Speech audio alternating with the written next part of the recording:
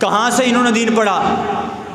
ہم تو ایک مرزے کو روتے ہیں، وہ ہزاروں مرزے وہاں پر جمع ہیں، بے ادب لوگ۔ آئے کہتے ہیں جی جناب مدینے کی نیت سے مدینہ نہیں جانا چاہیے، جہاں سے جاؤ تو خانہ کعبہ کی سوچ رکھ کے جاؤ، اللہ کے گھر کی سوچ رکھ کے جاؤ۔ تم جناب روزہ رسول کی نیت سے نہ جانا، یہ شرک ہو جائے گا۔ حضرت بلال رضی اللہ تعالیٰ عنہ سے بھی بڑا علم والا ہے، حضرت ایوب انصاری رضی اللہ تعالیٰ عنہ سے بھی بڑا علم والا ہے۔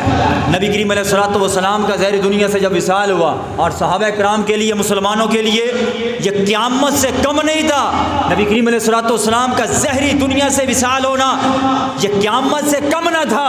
جب وصال ہوا تو حضرت بلال رضی اللہ تعالیٰ عنہ کہتے ہیں کہ جب وہ نظریں جو تکا کرتی تھی، دیکھا کرتی تھی نبی کریم علیہ الصلوۃ والسلام کے چہرے انور کو، اب وہ چہرہ ہمیں نظر نہیں آتا، اب یہاں پر رہنے کا کیا فائدہ، اب میں رہ نہیں سکتا یہاں پر۔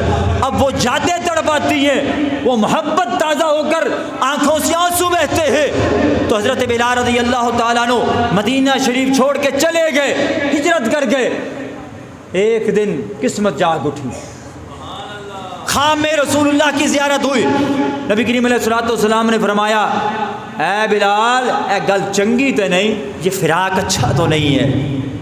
اے بلال تو مجھ سے محبت کرتا ہے، تو میری اس مسجد نبوی کا جناب جی مؤذن تھا، تو مجھے چھوڑ کر چلا گیا۔ اکبر حضرت بلال رضی اللہ تعالیٰ عنہ اٹھے اور جناب جی سواری کو تیار کیا، سوار ہوئے، بیٹھے، جلدی سے اس نیت سے آئے کہ میں نے روزہ رسول پر حاضر ہونا ہے۔ حضرت بلال کس نیت سے آئے کہ روزہ رسول پر حاضر ہونا ہے؟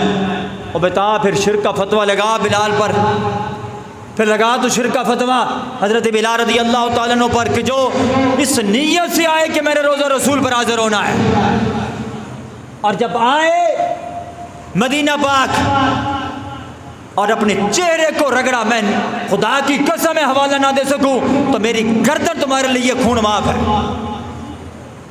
حضرت بلال رضی اللہ تعالیٰ عنہ جب مدینے پاک حاضر ہوئے اور اپنے چہرے کو نبی کریم علیہ الصلوۃ والسلام کی قبر انور کے ساتھ ملا، رگڑا، کہ مروان آیا، دیکھا کہ ایک شخص نبی کریم علیہ الصلوۃ والسلام کی قبر انور پر اپنا چہرہ رگڑ رہا ہے۔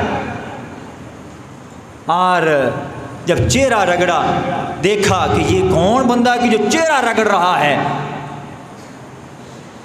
اس نے غصے سے پوچھا مروان نے، اے کیڑا بندہ ہے جناب جی، چہرہ رگڑی جا رہا ہے، چہرہ ملی جا رہا ہے اپنا قبر انور نو۔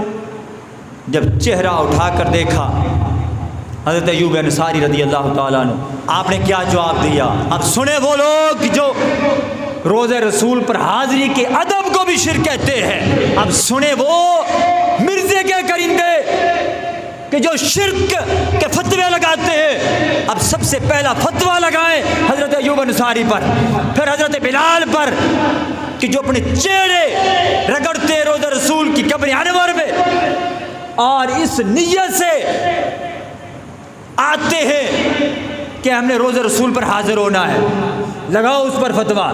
اب جب چہرہ اٹھایا تو کہنے لگے، او مروان، تو یہ کہتا ہے کہ میں جناب جی اپنا چہرہ بت پر رگڑ رہا ہوں؟ میں تو اور نبی کریم علیہ الصلوۃ والسلام کی قبر انور پر چہرہ مل رہا ہوں، اس کو بھی تم بت کہتے ہو؟